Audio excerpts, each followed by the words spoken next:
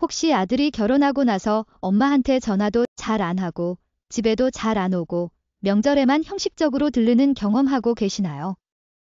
며느리 눈치 때문에 아들한테 하고 싶은 말도 못하고 손주 보고 싶어도 함부로 말 못하고 아들이 점점 멀어지는 것 같아서 마음 아프신가요? 안녕하세요. 관계마스터입니다. 오늘은 정말 많은 시어머니분들이 겪고 있는 고민, 며느리 때문에 아들과 관계가 멀어진 문제에 대해 깊이 있게 다뤄보겠습니다. 며칠 전에 상담 오신 57세 시어머니분의 이야기부터 들어보겠습니다. 이분의 아들은 32세에 결혼했습니다.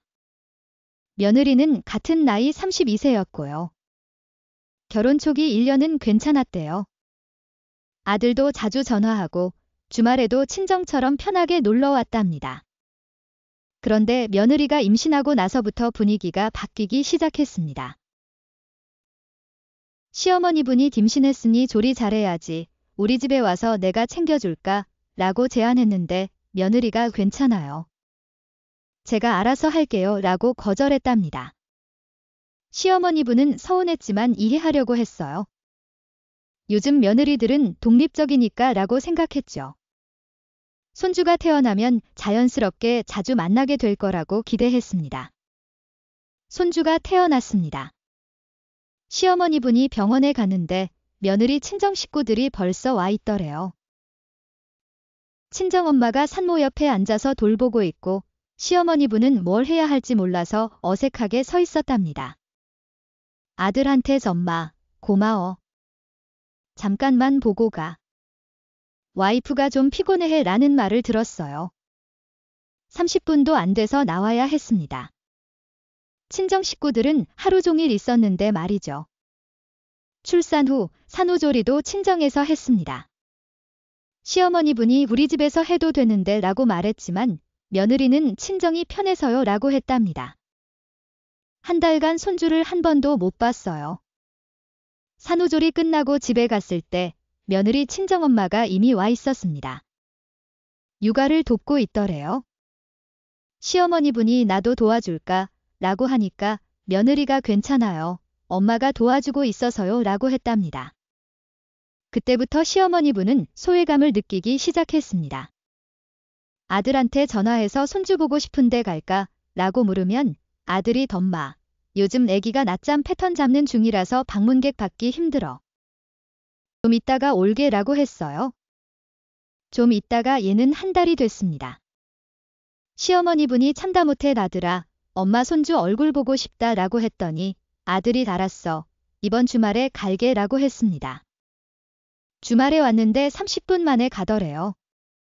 애가 집에서 자야 해서요 라면서요. 손주를 안아보려고 하니까 며느리가 요즘 낯을 가려서요 라면서 안 안기더랍니다. 명절 때는 더 서운했습니다. 바쁘다는 이유로 명절에도 시댁에 잘 안 온답니다.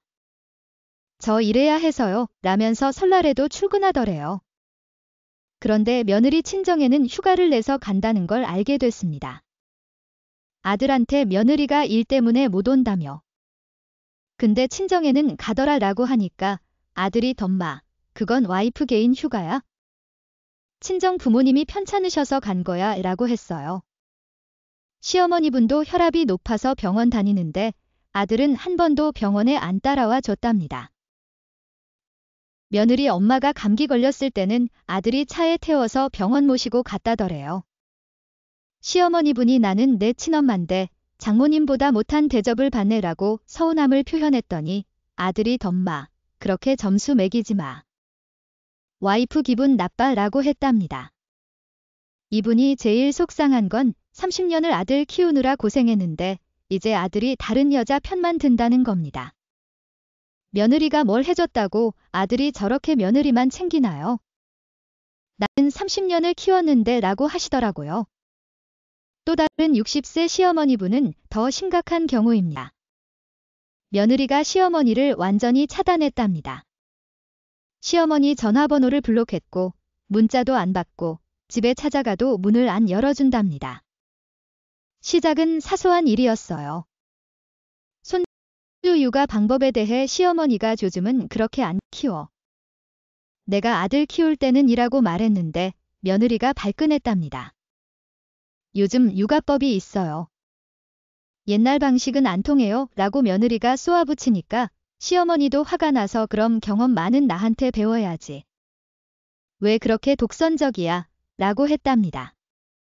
그날 이후 며느리가 연락을 끊었어요. 아들한테 전화해서 며느리가 왜 이러니? 라고 물으니까 아들이 덤마가 와이프한테 독선적이라고 했잖아. 사과해 라고 했답니다. 내가 뭘 잘못했어? 번째 원인은 며느리의 친정 중심 육아입니다. 요즘 며느리들은 시댁보다 친정에 더 의지합니다. 친정 엄마가 더 편하고 친정 육아 방식이 더 맞는다고 생각해요. 시어머니는 자연스럽게 소외됩니다.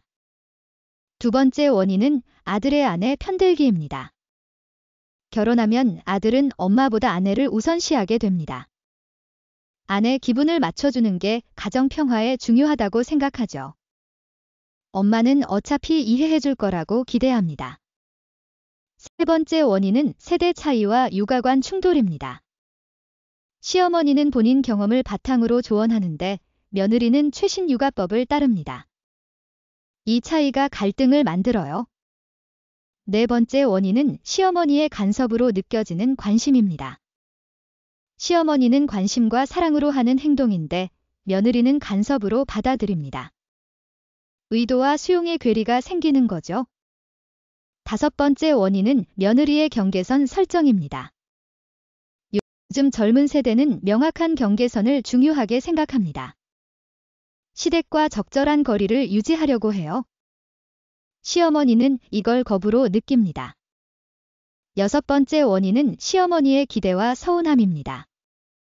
내가 아들을 키웠으니 당연히 며느리가 나를 잘 대해야 해라는 기대가 있어요. 이 기대가 충족되지 않으면 서운해집니다. 일곱 번째 원인은 의사소통 방식 차이입니다. 시어머니는 직접적으로 말하고 며느리는 간접적으로 표현합니다. 서로 말하는 방식이 달라서 오해가 생겨요. 그렇다면 관계 회복은 가능할까요? 해결 방법을 단계별로 말씀드리겠습니다. 첫 번째 단계, 며느리와 친정엄마는 다르다는 걸 인정하세요. 며느리에게 친정엄마만큼의 편안함을 기대하면 안 됩니다. 며느리는 타인에서 시작한 관계예요. 시간이 필요합니다. 두 번째 단계, 아들의 입장을 이해하세요. 아들은 엄마와 아내 사이에서 정말 힘듭니다. 아들을 선택하게 만들지 마세요. 나 아니면 며느리라는 이분법적 선택은 관계를 파괴합니다. 세 번째 단계, 조언 대신 질문하세요. 이렇게 해야지가 아니라 요즘은 어떻게 하니? 라고 물어보세요. 며느리의 방식을 존중하는 태도를 보이세요. 네 번째 단계, 경계선을 존중하세요. 며느리가 거리를 두고 싶어 하면 그 거리를 인정하세요. 억지로 가까워지려고 하면 오히려 더 멀어집니다. 다섯 번째 단계, 비교하지 마세요. 친정과 시댁을 비교하지 마세요. 장모는 매일 보는데 나는 왜 못 보냐는 식의 불평은 아들을 더 힘들게 합니다. 여섯 번째 단계, 작은 것에 감사하세요. 며느리가 명절에 온 것만으로도 감사하세요. 얼마나 머물렀는지, 얼마나 자주 오는지보다 온 것 자체에 감사하는 마음이 관계를 부드럽게 합니다. 시어머니분이 먼저 사과하길 정말 잘했어요 라고 하시더라고요. 또 다른 사례는 60세 시어머니분인데 이분은 전략을 바꿨습니다. 며느리한테 직접 연락하는 대신 아들을 통해서만 소통하기로 했어요. 며느리에게 부담 주지 않으려고요.